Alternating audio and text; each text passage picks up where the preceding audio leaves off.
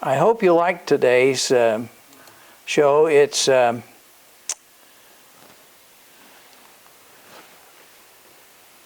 a kid, I think I told you, I grew up along the White River, about a half a mile as the crow flies, and that's where I played. It was my playground 12 months out of the year, and I learned so many things about the river that I ended up writing the book, If the River Could Talk. That's what these are based on, these stories. But there were 3 sites along the river that I thought were interesting. They had a real history unto themselves, and so I put all 3 of them in today's program. Hope you enjoy it. Again, this whole river thing is endorsed by the Indiana Bicentennial Commission. They asked me to show that. This first one is Where History Meets History, Chapter 17. There's a place along White River where, if the river could talk, it would have a great deal to say about what it has witnessed there through the years. On its left bank is a fairly nondescript, unattended field overgrown with grass and weeds that has seen more than its share of history. Across the river and on a high bluff overlooking the field is a magnificent house that, from all appearances, looks as though it belongs in a different setting. Beginning with the field, its appearance has remained unchanged as far back as anyone can remember. That's Harder Field.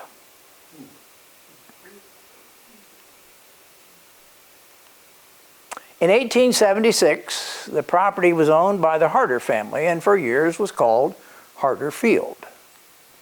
Measuring roughly 50 acres, it encompassed the area bounded today on the east-west by Madison Avenue, Sycamore Street, and on the north-south by the river and First Street.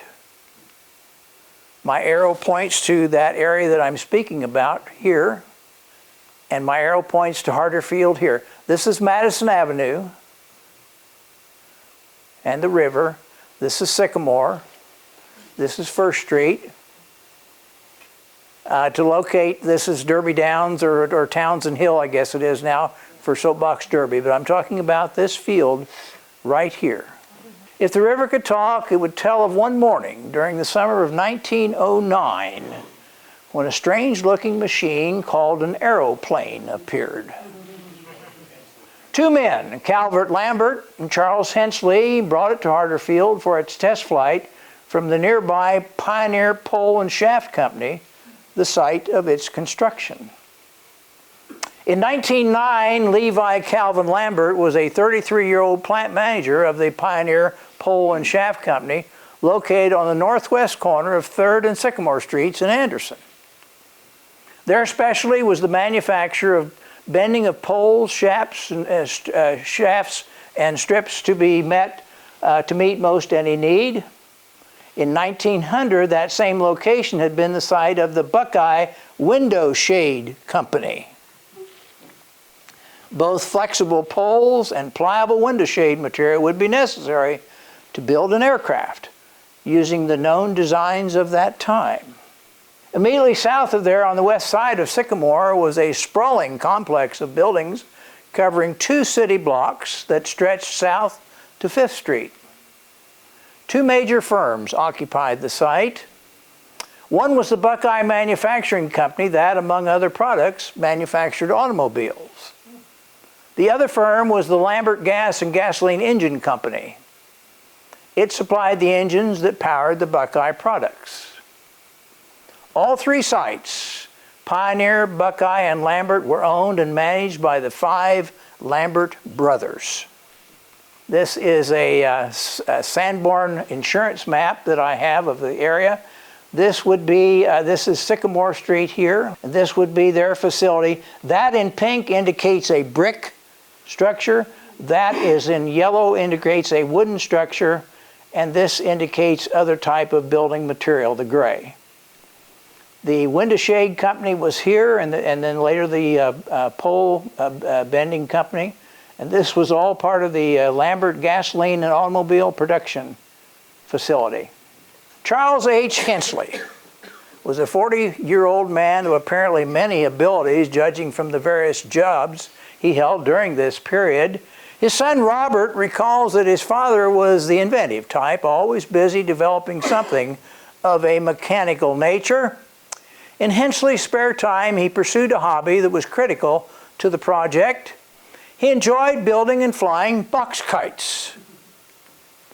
From different walks of life, they collaborated to construct the first flying machine probably ever seen in this area. The motor for the airplane was undoubtedly built by the Lambert Gasoline and Engine Company, although by 1909 it had moved along with the Buckeye Manufacturing Company to a new site at 19th and Columbus Avenue. While the assembly location is unknown today, it's a logical assumption that the aircraft was assembled on the site of the Pioneer Pole and Shaft Company.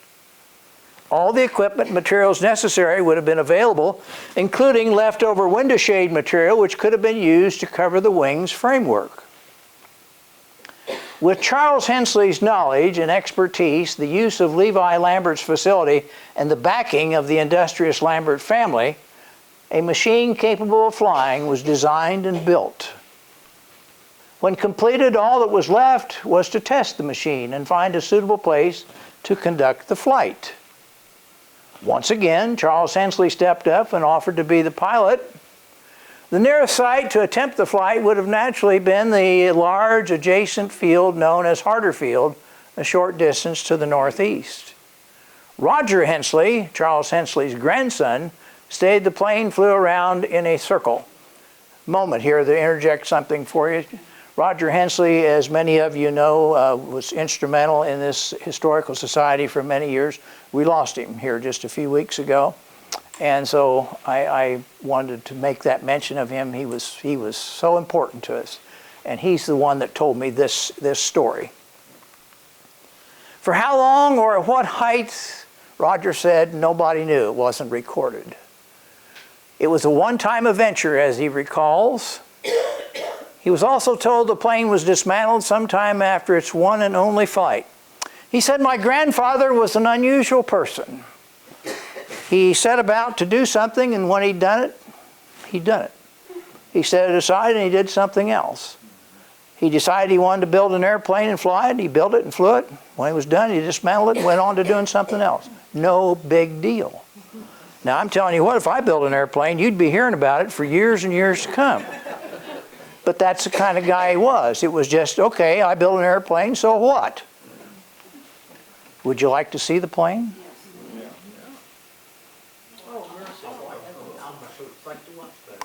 That's in Harder Field. That's in Harder Field. That's Charles Hensley at the controls, and notice he's sitting upright. The Wright brothers lay prone, and they were shot off of a catapult. This has little wheels, see them? And a propeller, an engine with a big propeller on the back of it, and his controls to manipulate the flaps, and he actually powered up, this tipped down, and he rolled and then took off and then landed. Much more sophisticated than what the Wright brothers did just 5 years before. Just 5 years earlier, in December of 1903, this is the summer of 1909, so 5.5 years have passed, and here a plane is being built and flown here in Anderson by Charles Hensley. This is Calvin Lambert and Charles Hensley, and these are their wives. Both women are 32 years old, by the way.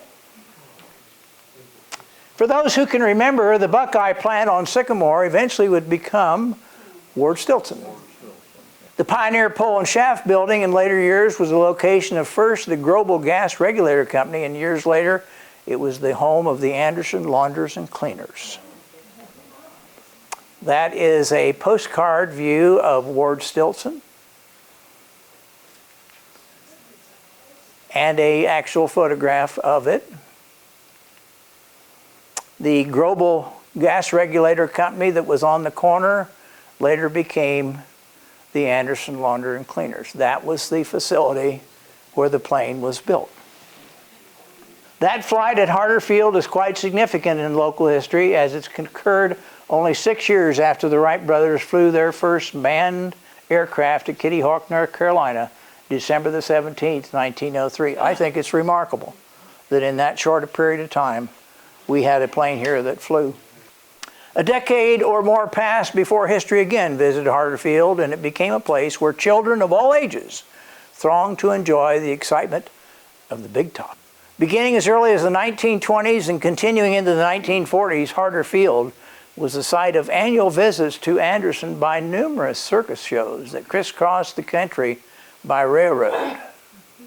If arriving from the north, the huge circus trains would cross White River and unload on the siding tracks that once straddled the Big Four tracks on John Street between 8th and 3rd. As a kid, I remember going along John Street. Today there's a 1 CSX rail line that runs through there, but years ago there were sidings all over that area for not only the businesses that were located on John Street for the cars to come in and load the products and so forth and then take them out on the main line, but also that's where they parked the circus trains. And they broke all the circus trains at the street crossings so that vehicular traffic could cross, but here were these huge circus trains, and I remember that as a kid very, very well. Once unloaded, they would parade the animals, performers, and equipment west on 3rd Street to one of the several streets that led north to Hardersfield. This is the bridge that would bring them in over from the north over White River. And this is along John Street. In the background there, you see where the butter dishes were made, Container Corporation. And you begin to see some of the siding. And again, they were going to Hardersfield. So they would come in on the railroad, and they usually parade on 3rd Street over to the field. And then when the circus was over, they would parade back, load up, and move on to the next site. 2 Anderson residents recalled childhood memories that capture the mystique associated with the Hardersfield circus appearances. While watching the circus equipment returning to the train pass by his home early one morning, a young boy noticed a wooden pole used to prod the elephants fall unnoticed from a passing wagon. He told me he sat there for a long time while the parade passed with his eye on that pole that had rolled over to the curbing, hoping that no one would come and reclaim it. They didn't. It became a lifelong souvenir for him.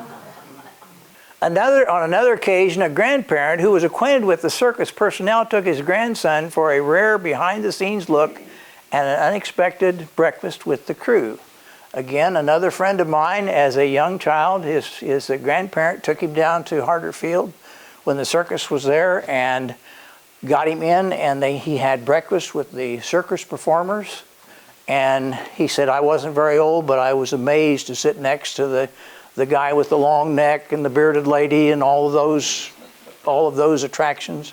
He says it was a thrill of a lifetime for him. All that took place in Hardersfield.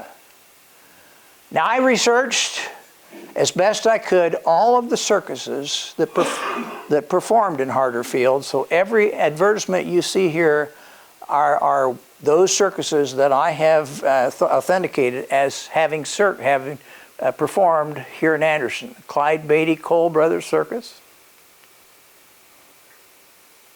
the Hagenbach Wallace Circus. Now they're out of Peru, Indiana. They still have winter quarters in Peru, Indiana.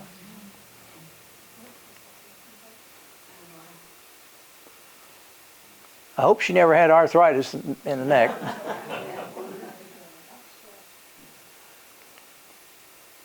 Ringing Brothers Barnum Bailey performed here. The Greatest Show on Earth. Remember that movie, The Greatest Show on Earth? Was it Tony Curtis? The Howe Circus Menagerie.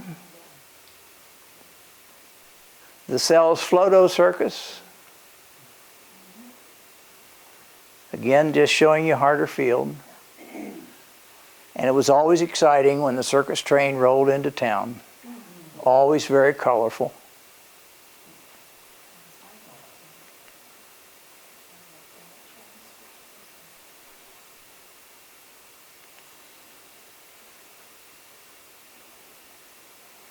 It was exciting to ride your bike down there and watch them unload. And there was always a circus parade. This happens to be a circus parade in Peru, but typical of what would have gone through Anderson. Again, that was all designed to bring customers. Harder Field. Always work to do. My dad told me that he grew up in Muncie, and when the circus came there, he would go down and do whatever they wanted him to do, and he got paid 10 cents a day.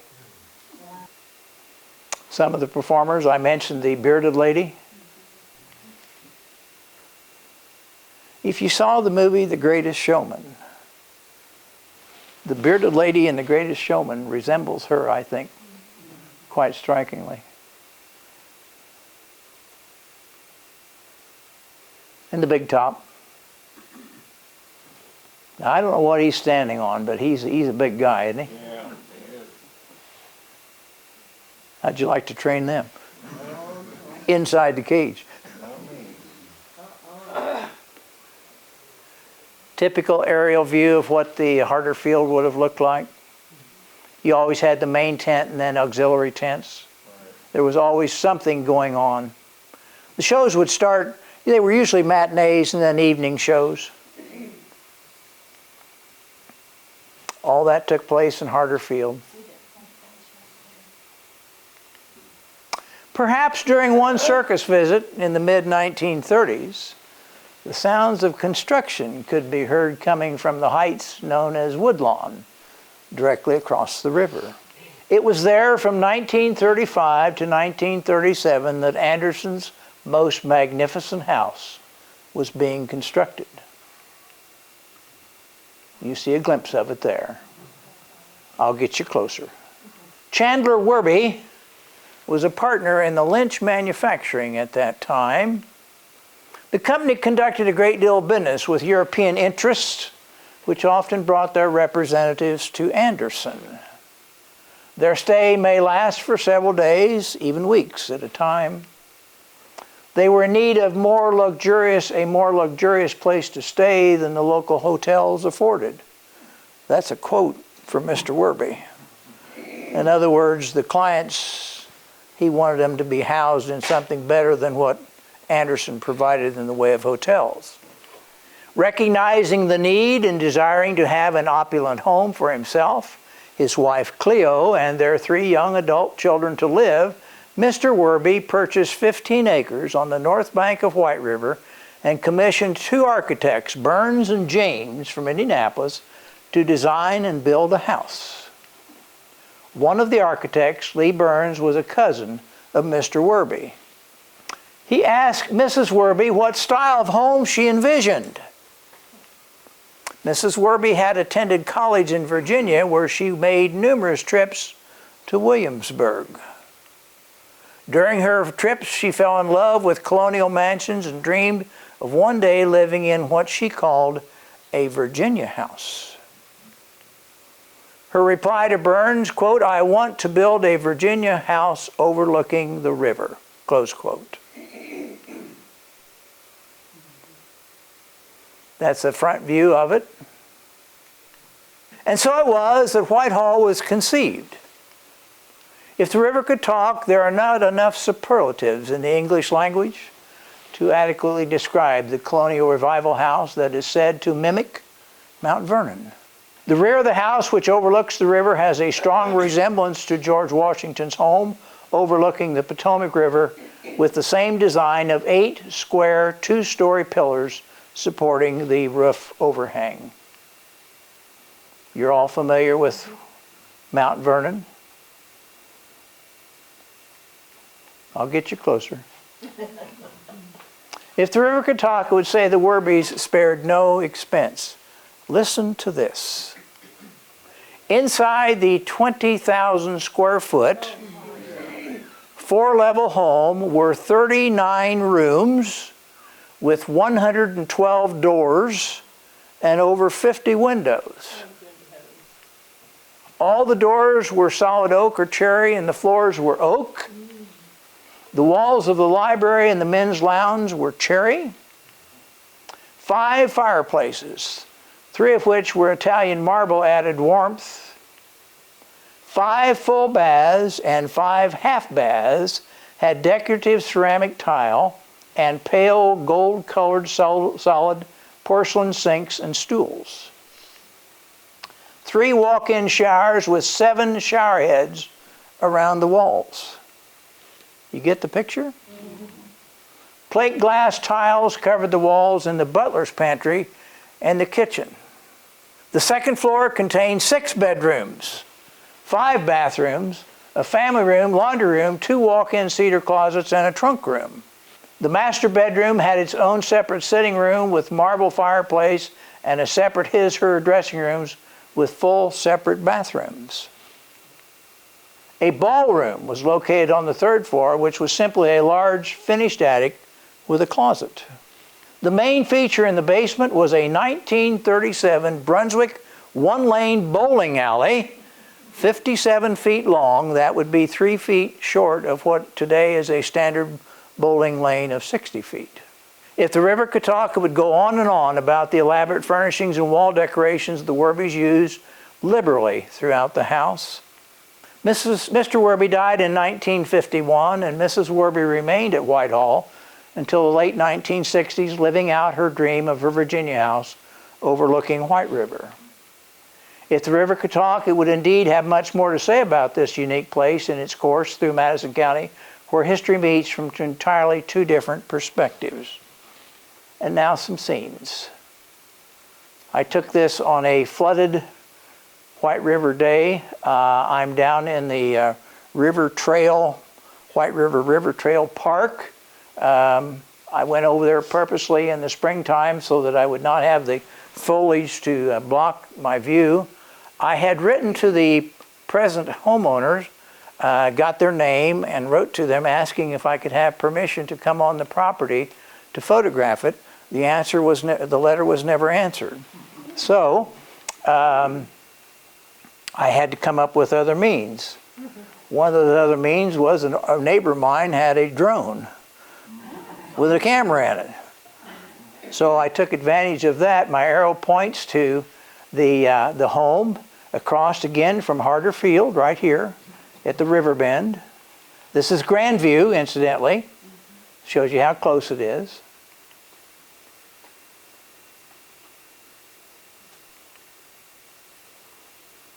That's one of the drone shots. Quite an impressive place.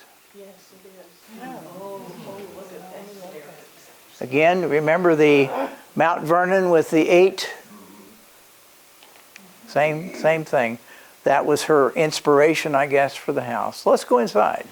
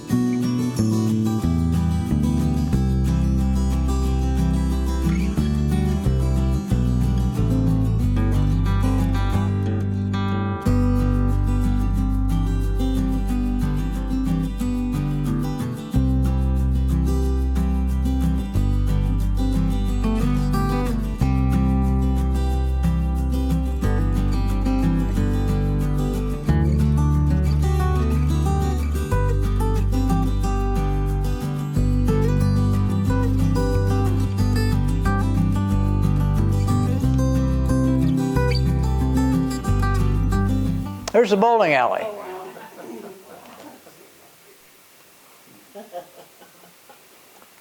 Now we'll go outside and take you around outside again just to show you the home. Back porch. Pretty impressive place. Well, we'll say goodbye. And now chapter 18. If the River Catawba would tell of ale brewery once located in Anderson, that was the first of its kind in northern Indiana. In 1886, Thomas M. Norton moved to Anderson from Union City, Indiana, where he'd been in the ale brewing business. He started a brewery with Patrick Sullivan under the name Norton and Sullivan. Norton and Sullivan was in its infancy when Anderson's first brewery, the Doxey Craycraft Brewery, that being Charles T. Doxey and William Craycraft, on West 8th Street, burned in May of 1866. That would have been right downtown today. That's T.M. Norton. The Norton and Sullivan Brewery was located in a frame 4-story building and conveniently located parallel to the tracks of the Columbus, Chicago, and Indiana Central Railway. The CC and IC had its connections to Columbus, Ohio, Chicago, Illinois, Indianapolis, Logansport, and Richmond, Indiana, where other railroads connected, giving the brewery a wide network of distribution possibilities. Teams of horses delivered to nearby customers. An artist's conception of the brewery and the original building in the background here. There you see it again. And now I have a picture of it. That had originally been a mill, a grist mill, built by Alonzo and Amasa Makepeace, father and son, from Chesterfield. They built that as a mill along White River and sold it to the Nortons. 10 years later, the business operated under the name of Norton and Crowley, Michael Crowley. Its address was the corner of Water, which is our Central Avenue, and German, which is our 7th Street. Crowley had married one of Norton's daughters, and in the process replaced Sullivan. Well, no kidding.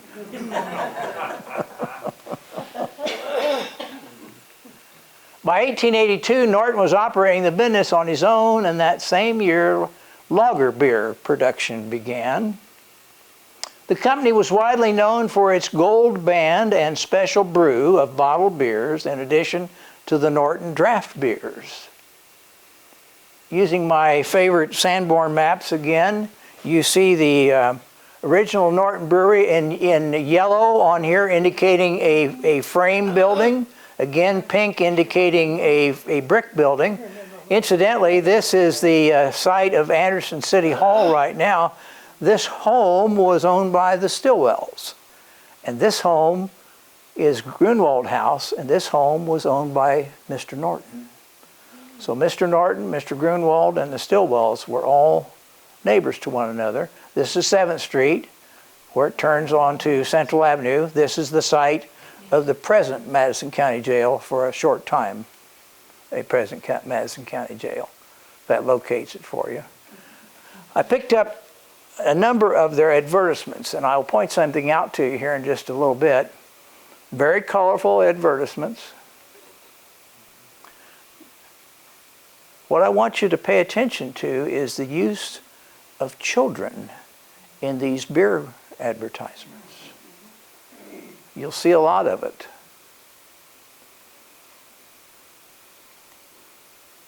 And they justify that in a statement that I will tell you at the end of this presentation.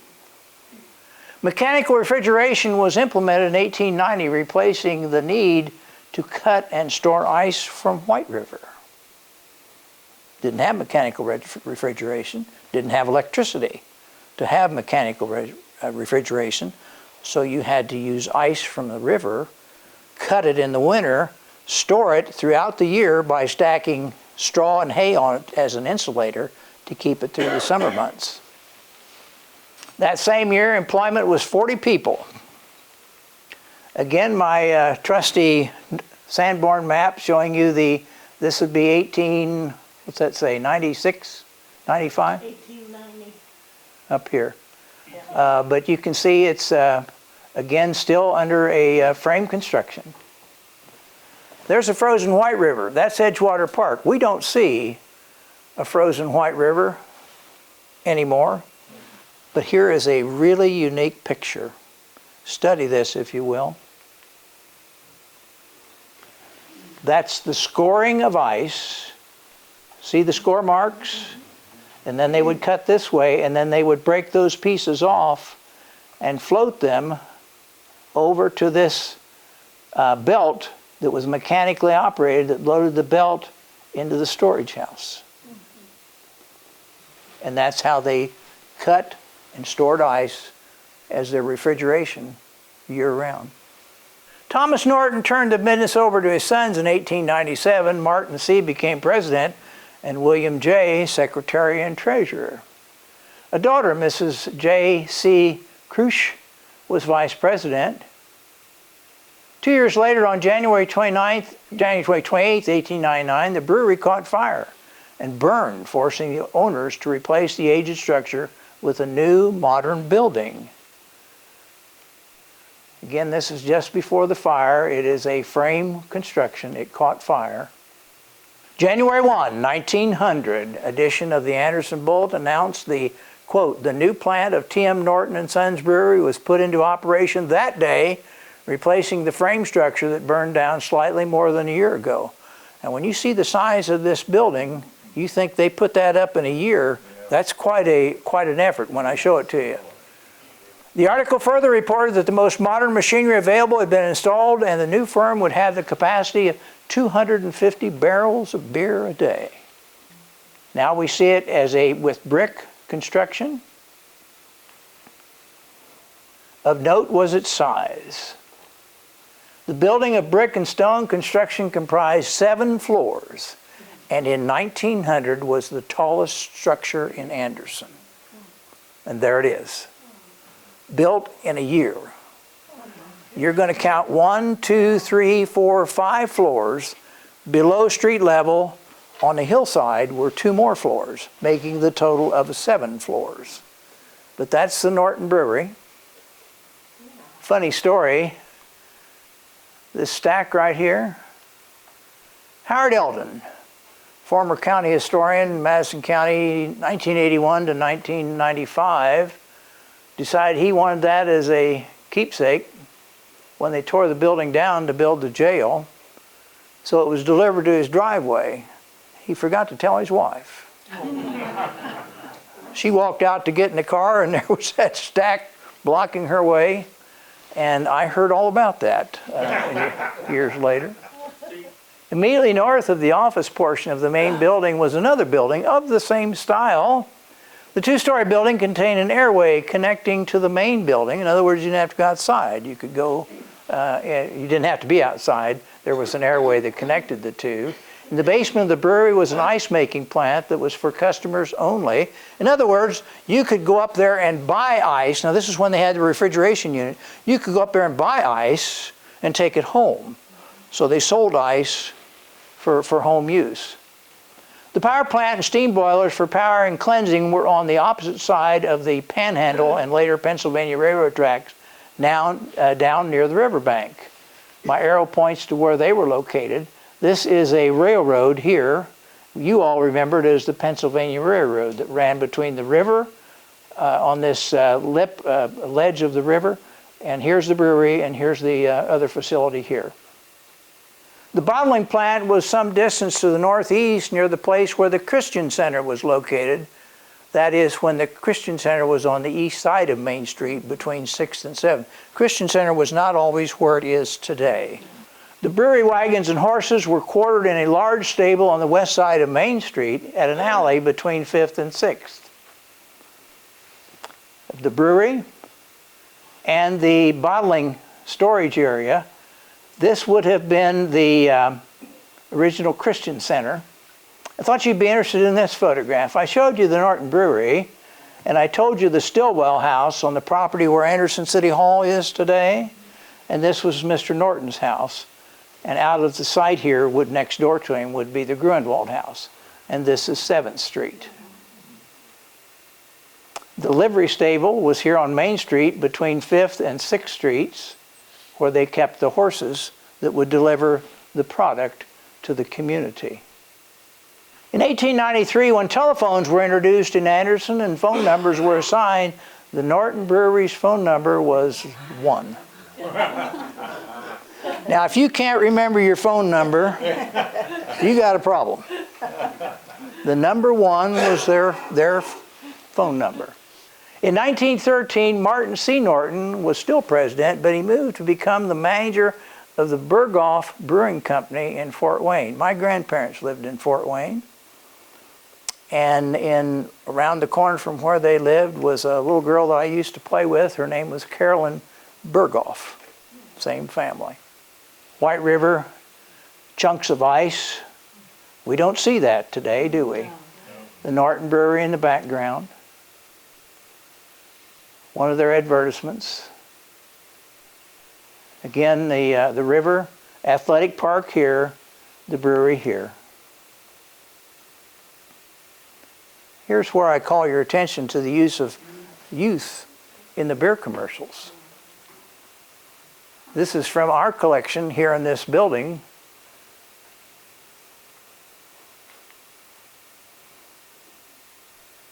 And if you own one of these, you got something. The famous brown Norton beer bottle. Again, the use of children. A picture of Norton Brewery in the background, obviously snow covered. This is the filtration plant for when we got our water out of the river. And this White River.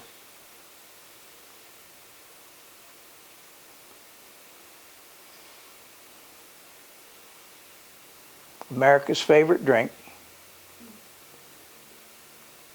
Prohibition began January 16th, 1920, when the 18th Amendment went into effect.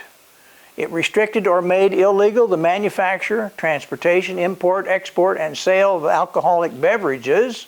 One of the restrictions limited beer to a 2.75% alcohol content. You could produce it legally if it was no more than 2.75% alcohol.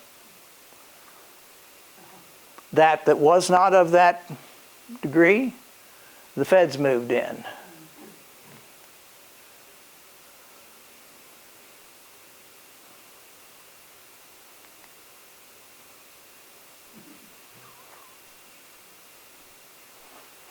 Of course, all that would have gone in the drain and out to the river. This was prohibition. Notice the cameraman up here. On January 18th, 1923, Prohibition Officer Bert Morgan, a squad of 6 of his operatives, the Madison County Sheriff Daniels, and the local police surrounded the Norton Brewery. They were acting on the suspicion of a liquor plot in which it was alleged that beer made in Anderson was being illegally marketed in Cincinnati, Hamilton, and others in Ohio through a series of agencies. The officers watched 2 large trucks loaded with barrels at the loading platform. After the trucks had been loaded, Morgan and the federal officers accosted the drivers, placing them under arrest.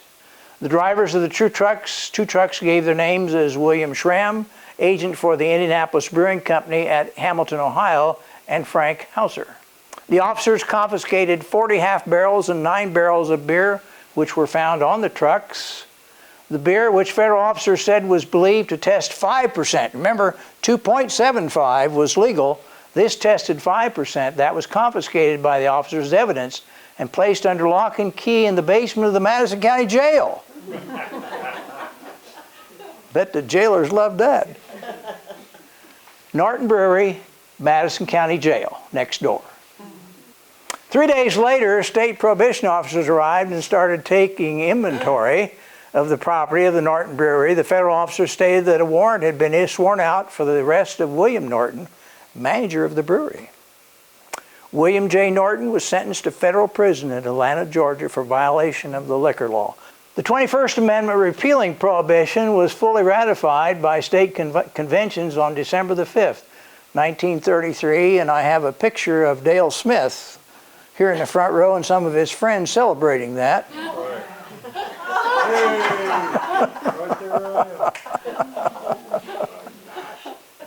They look rather happy, don't they? Nice clean place. Look at the apron. Picture's worth 1,000 words. Yeah. I don't need to say anything. The Norton Brewery continued in business before it ceased operations in 1940. The building became the Ralston Purina Feeds in the 1950s, and they also produced ice for retail sales. The current Madison County Jail now occupies the site a real good picture I have of the Norton Brewery and the facility across the street. This was a garage owned by the city of Anderson, and in it they stored their larger equipment, had gas pumps out in the front of it. And I remember I used to drive a tractor mower for the city of Anderson, and I would pull up there every morning and fill up with gasoline. So that scene's all very familiar to me. Interesting picture. The breweries in the background, these are Indiana National Guard troops. They're here. This is February the 13th, 1937. The United Auto Workers Association, the UAWA as it was first called, had gone on strike. And there was violence in the city. And so the mayor of Anderson requested to the governor that there be National Guard moved in here to suppress that violence and expected violence. And so 1,000 Indian National Guardsmen came to Anderson. And here they are. This is where they parked downtown, and they're just starting to unload. That's the story. That's a whole different story, along with several hundred Indiana State policemen. An interesting footnote, and we end with this. In 1935, a film touting the businesses in Anderson was produced. Listen carefully. One of the featured businesses was the T.M. Norton Brewing Company. The film takes the viewer inside the operations. Near the end of the segment, the narrator makes the following declaration, quote, "Most people refer to beer as just a stimulant, but it is commonly known that beer is a healthful food drink for young and old." Hence the use of children. And my statement to that, if the river could talk, one wonders how it would respond.